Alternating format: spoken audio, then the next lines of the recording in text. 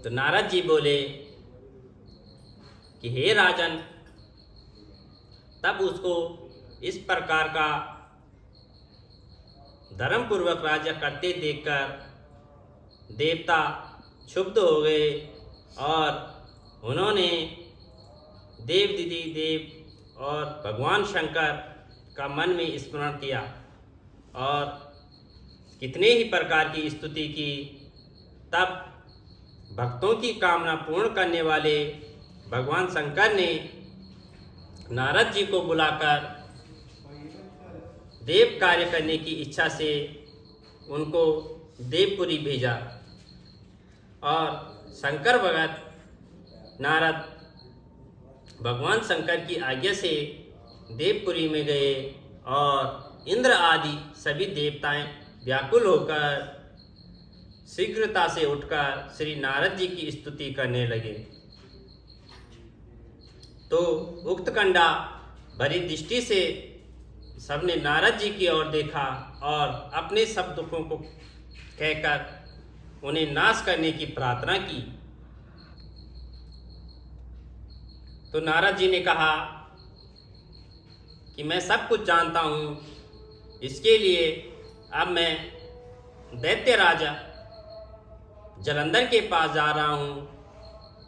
ऐसा कहकर और देवताओं को आश्वासित कर श्री नारद जी जलंधर सभा में आए और जलंधर ने श्री नारद जी के चरणों की पूजा कर हंसते हुए कहा कि हे ब्राह्मण, आप कहाँ से आ रहे हो और कहाँ पर आपको क्या क्या देखा है और यहाँ कैसे आए हो, तो मेरे योग्य जो सेवा हो उसके लिए आज्ञा कीजिए। तो जलंधर के इस प्रकार के वचन सुनकर श्री नारद जी प्रसन्न होकर बोले कि हे दानवराज महाबुद्धिमान जलंधर, तुम धन्य हो, क्योंकि इस समय सब रत्नों की भोक्ता एक तुम ही हो। और हे दैत्य श्रेष्ठ,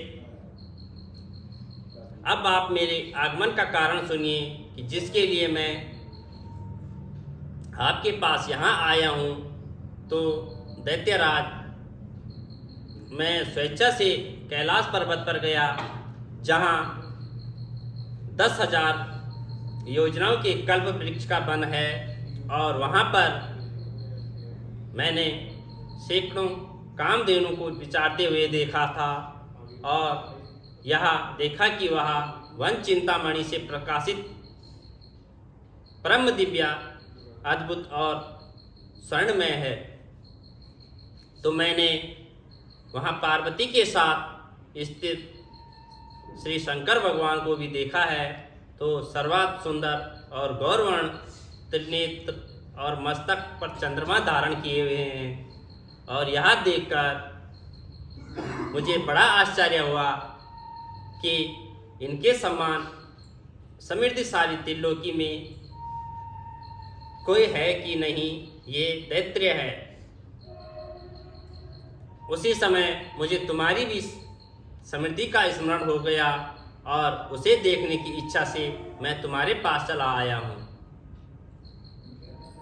तो यह सुनकर जलंधर को बड़ा हर्ष हुआ और उसने श्री नारद जी को अपनी समृद्धि दिखला दी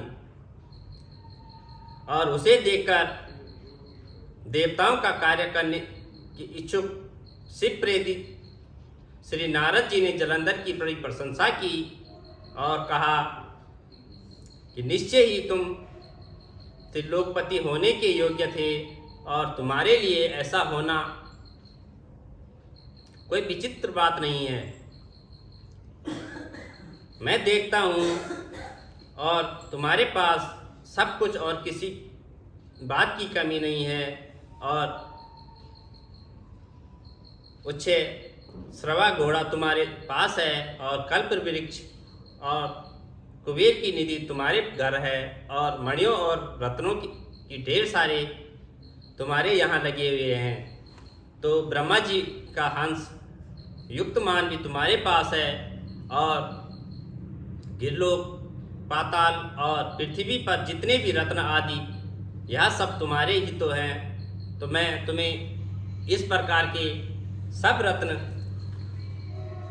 आदि ऐश्वर्यों को देखकर बड़ा प्रसन्न हूँ, परंतु तुम्हारे पास कोई स्त्री रत्न नहीं है। उसके बिना तुम्हारा यह सब फीका है। तुम कोई स्त्री रत्न ग्रहण करो। और नारद जी इस प्रकार के वचन सुनकर दैत्यराज काम में व्याकुल हो गए।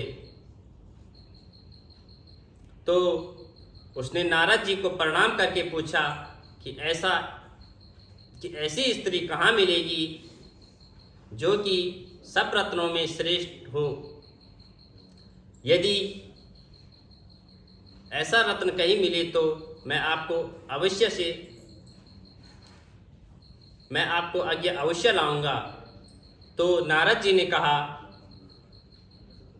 ऐसा रत्न तो कैलाश पर्वत पर योगी शंकर के पास ही है, और उनकी सर्वांग सुंदर पत्नी देवी पार्वती ही बहुत मनोहर है, और उसके समान सुंदरी मैंने आज तक नहीं देखी है।